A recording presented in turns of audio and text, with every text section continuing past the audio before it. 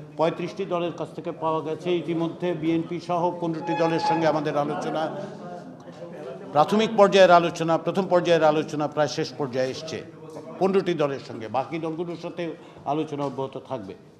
আমরা আশা করছি যে আজকে বাংলাদেশ জাতীয়তাবাদী দলের সঙ্গে আলোচনার এই তৃতীয় দিনে প্রাথমিক পর্যায়ের আলোচনায় আমরা সমাপ্তি টানতে পারব।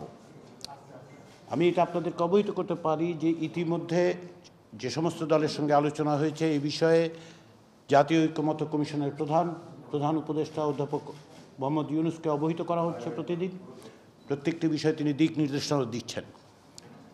আমরা প্রথম পর্যায়ের আলোচনায় বেশ কিছু বিষয়ে লক্ষ্য করেছি যে বাংলাদেশ জাতীয়তাবাদী দলের সঙ্গে আমাদের ঐক্যমত্য কমিশনের পক্ষ থেকে এবং সংশ্লিষ্ট কমিশনগুলোর পক্ষ থেকে যে সমস্ত সুপারিশ দেওয়া হয়েছে বেশ কিছু বিষয়ে সামঞ্জস্য আছে, বেশ কিছু বিষয়ে মত ভিন্নতাও আছে।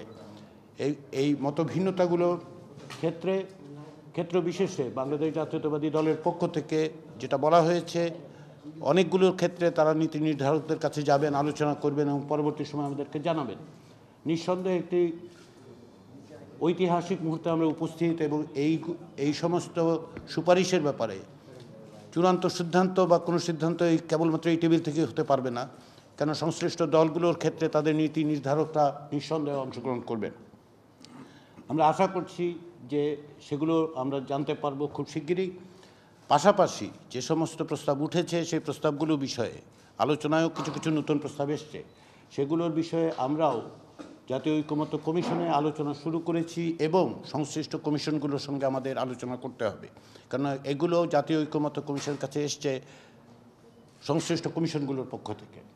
ফলে আমরা প্রাথমিক পর্যায়ে যে আলোচনাটা করছি সমস্ত রাজনৈতিক দলগুলোর সাথে, আমি আশা করি যে আজকে তৃতীয় দিনের মতো এই আলোচনায় বিএনপির সঙ্গে আলোচনায় আমরা এক ধরনের সমাপ্তি টানতে পারবো। আপনারা জানেন যে সংবিধান বিষয়ে বেশ কিছু আলোচনা হয়েছে, পাশাপাশি নির্বাচন ব্যবস্থা নিয়েও কিছু সংস্কার নিয়ে কিছুটা কথা হয়েছে। আজকে আমরা জনপ্রশাসন, দুর্নীতি দমন কমিশন এবং বিচার বিভাগ সংক্রান্ত বিষয়গুলোতে আলোচনা করে এক জায়গায় আসতে পারবো বলে মনে করছি।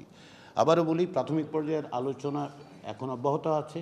এগুলোর ভিত্তিতে আমরা আশা করছি দ্বিতীয় পর্যায়ে আমরা আলোচনায় মে মাসের মাঝামাঝি সময় থেকে অগ্রসর হতে পারবো। তার আগে পর্যন্ত এই অবস্থানগুলো আপনারা দেখছেন।